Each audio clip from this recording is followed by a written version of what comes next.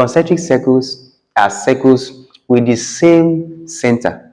So you can see we have two circles here. They have one center, and that is at the point O, right? The smaller circle has a radius of 5 cm, and the bigger circle has a radius of 10 cm. Then we have to calculate the area of the shaded part of the sector. Not every part of the sector, but just this part.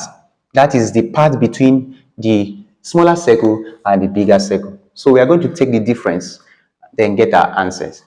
Now the question is, what is the area of a sector? So the area of any sector is actually given as theta over 360. Theta divided by 360 degrees, then times pi. Okay, we are going to use r square. Remember, this is for the bigger sector.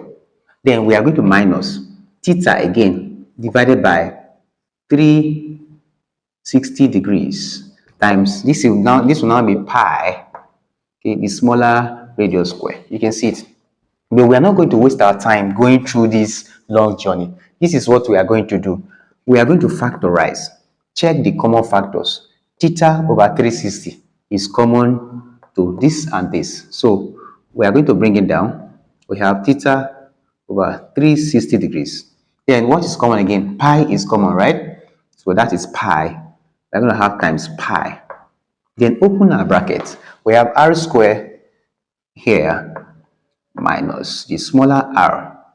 Okay, we have the bigger one and the smaller one. Now it is time for us to substitute.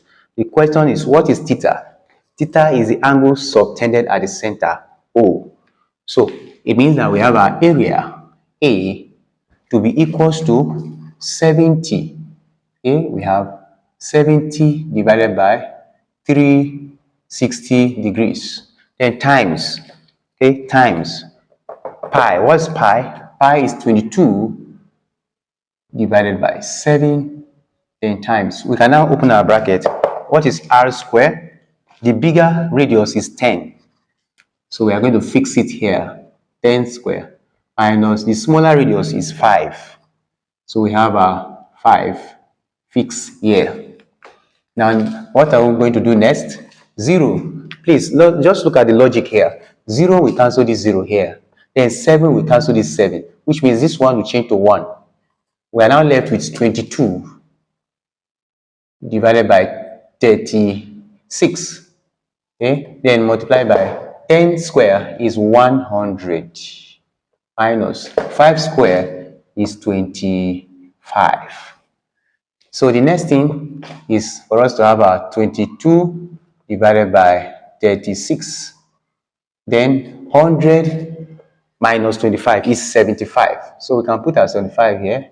You can make it to be product or put it in brackets. So we cannot multiply and divide. So if we multiply and divide, what do we have? Multiply 22 by 75 and divide by 36. So we are going to get 45.8.